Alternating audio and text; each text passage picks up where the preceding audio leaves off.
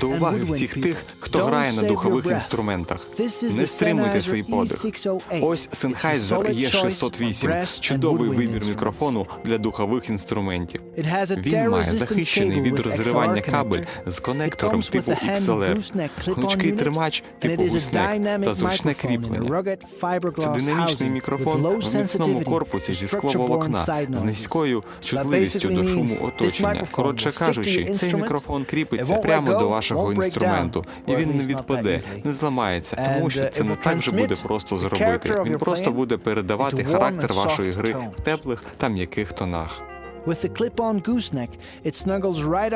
Прикріплюючи гусняк, треба спрямувати мікрофон у саме серце інструменту. А потім все, що вам залишається зробити, впевнитись, що відбувається магія.